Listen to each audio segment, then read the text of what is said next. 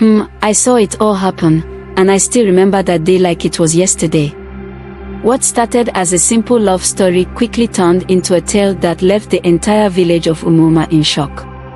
Some say it was just bad luck, but others believe it was a curse from the ancestors. The trouble began with Obinna, the only son of Chief Okeke, one of the wealthiest men in our village. Obinna was young, full of life, and had a smile that could make anyone's day brighter. People thought he had everything he could ever want until he met Adogo. Adogo was from a poor family. Her father was just a simple farmer, and her mother sold vegetables at the market. She wasn't from a rich or powerful background, but her beauty was known all over Umuoma. She had big, bright eyes and a smile that could warm anyone's heart. The moment Obinna saw her at the village stream, he was drawn to her. It was as if his heart had found what it had been searching for. Obinna and Adogo began meeting in secret. They would sit by the river, sharing stories and dreams away from the eyes of the villagers. They fell deeply in love, and soon, Obinna was certain that he wanted to marry her.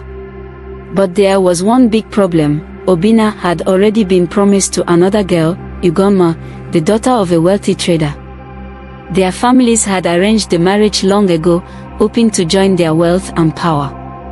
When Obinna told his father about Adogo, Chief Okeke's face turned red with anger. "Obinna, you will not bring shame to this family," Chief Okeke shouted. "You are to marry Umuoma. That has been the plan since you were a child." "But, father, I love Adogo," Obinna replied. "I cannot marry someone I do not love." Chief Okeke's voice became cold. "You will marry Umuoma, or you will no longer be my son." Despite the warning, Obinna continued to see Adogo in secret. But in a small village like Umuoma, secrets do not stay hidden for long. Soon, rumors spread, and Umuoma's family heard about the forbidden love. They were furious, and so were the elders of the village. They called a meeting to settle the matter. At the meeting, the elders spoke of tradition and respect for the ancestors. They warned Obinna that defying the wishes of his father could bring a curse upon him. But Obinna was stubborn. "I choose love," he said firmly. "I choose Adogo." Some of the elders shook their heads, and others whispered that Obinna was making a big mistake. Still, he refused to listen. Days later, strange things began to happen. Adogo suddenly fell ill. Her health got worse with each passing day, and no one could explain why. The village healer tried everything, but nothing worked. Some people began to say that the ancestors were angry, that a curse had fallen upon Adogo for trying to take what was not hers. Obinna did not believe in curses. He thought it was just a coincidence and continued to stay by Adogo's side, hoping she would get better. But one night, as they sat under the moonlight, Adogo looked into his eyes and whispered, "Obinna, I feel like something is pulling me away. I don't think I have much time left." Obinna held her hand tightly. "You will get better, Adogo. I will not let anything happen to you." But her condition continued to worsen.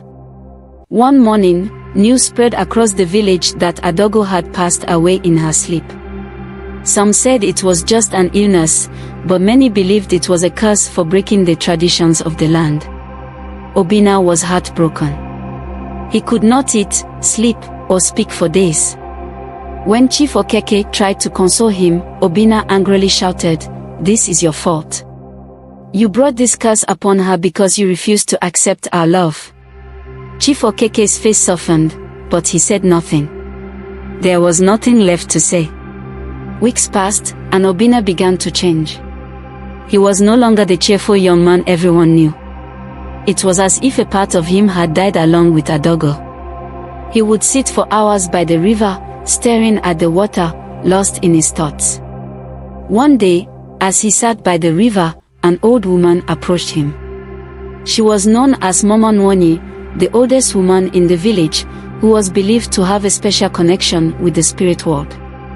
She sat beside him and said, Obinna, love is a powerful thing, but so is tradition. Sometimes, to find peace, we must learn to let go. Obinna looked at her, tears filling his eyes. How do I let go of someone I love so much? He asked. Mama Nwani shook her head slowly.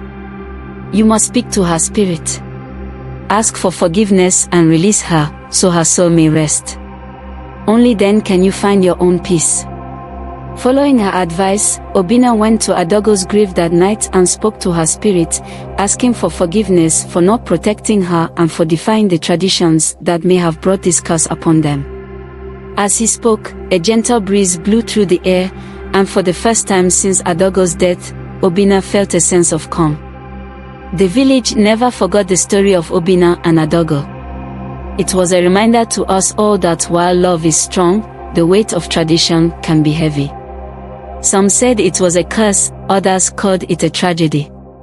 But I, Nkem, saw it as a lesson that in the end, love and tradition must find a way to walk hand in hand, or else both will suffer. Moral of the story: love is powerful, but one must never forget the importance of respect for family and tradition.